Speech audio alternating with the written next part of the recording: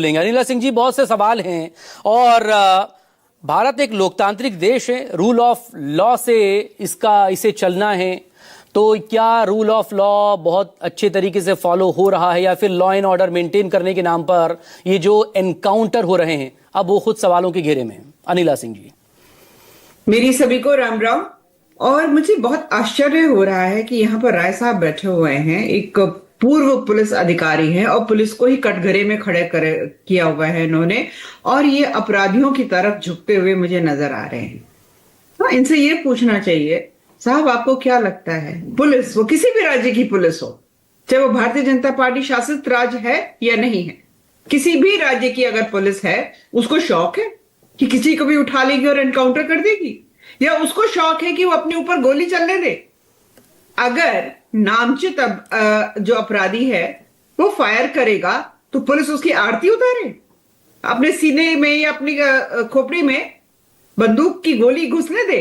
ये किस प्रकार की भाषा का ये प्रयोग करे, किस प्रकार के अधिकारी रहे, मुझे समझ में नहीं आ रहा है। यहाँ पे इनको पता नहीं है कि अगर फेक एनकाउंटर की जांच होती है और सिद्ध हो जाता है कि फेक एनकाउंटर है, तो जो अधिकारी या जो भी उसमें पुलिस जन जो है, चाहे वो सिपाही हो, इंस्पेक्टर हो, अगर उसमें लिप्त पाए जाते हैं फेक एनकाउंटर में, तो उनके ऊपर मर्डर का मुकदमा चलता है या अटेम्प्ट टू मर्डर का मुकदमा चलता है, आजीवन कारावास हो सकता है। आपको लगता है कि पुलिस जो है इस प्रकार का जो जोखिम है वो लेगी? आज भारतीय जनता पार्टी की सरकार है, कल किसी और की भी सरकार हो सकती है। ऐसे कितने एनकाउंटर पर जांच हो रही है या आगे होगी? अगर मैं आपको मकसूद जी आपको बताऊं, मैंने एक स्टडी पढ़ी थी, ऑल ओवर इंडिया की पढ़ी थी, उसमें तकरीबन 2000 के करीब फाइल हुए कि भाई ये फेक एनकाउंटर्स हैं ओवरऑल, और उसमें मात्र शायद 2 या 3 फेक एनकाउंटर्स जो है वो प्रूव हुए। मैं आपको बता रही हूं क्योंकि मैं एक पुलिस प्रशासन परिवार से आती हूं, मेरे परिवार में मैं खुद एक पुलिस अधिकारी की बेटी हूं।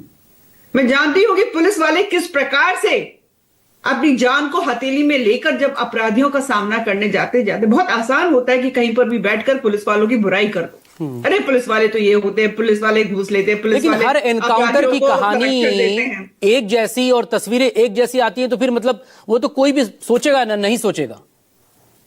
नहीं, अगर पुलिस को फायर करना है तो वो प्रेफरेबली यहां पर सबसे पहले पैर पे गोली मारेंगे ना, सीने पे नहीं मारेंगे।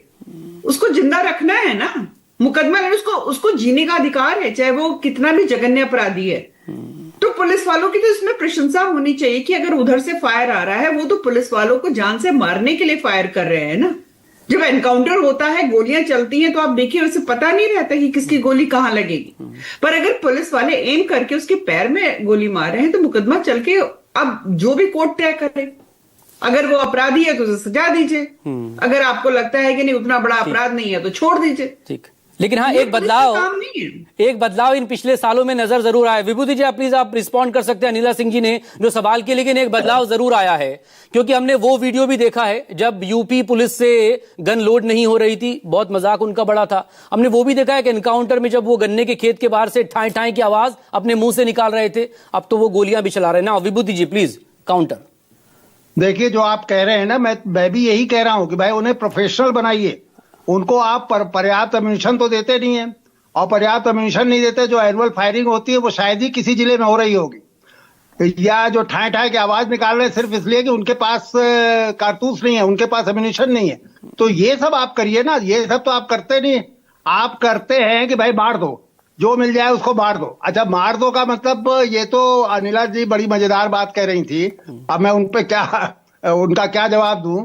लेकिन ये उन्होंने पता नहीं कहां से आंकड़े निकाल लिए हैं कि 2000 की जांच हुई और 3 उसमें फर्जी पाए गए। मेरा तो दावा यह है कि आप किसी भी उत्तर प्रदेश के किसी जिले में पिछले 7 साल में जो हाफ एनकाउंटर्स हुए हैं, जो ऑपरेशन लंगड़ा के दौरान कार्रवाई हुई है, किसी भी जिले के किसी भी थाने के 2-4 मामले उठा लीजिए जो पिछले 7 साल में हुए हैं, मेरा अपना विश्वास है कि उसमें ज्यादातर फर्जी पाए जाएंगे। तो ये कोई बहुत अच्छी स्थिति नहीं है। या मैं एक पुलिस अधिकारी रह चुका हूं और मैं कोई बड़ी गर्व के साथ ये बात नहीं कर रहा हूं, मैं दुख के साथ कह रहा हूं कि हमारे पूरे बेड़े को एक अपराधी बेड़े में क्यों तब्दील किया जा रहा है। पुलिस वाला गन मतलब उसको बंदूक चलाने में खुशी नहीं महसूस होनी चाहिए।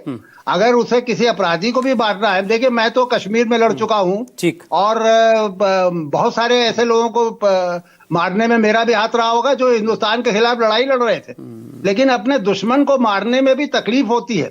उसको हम खुशी से नहीं मारते या उसके लाश पे खड़े होकर नाचते नहीं है।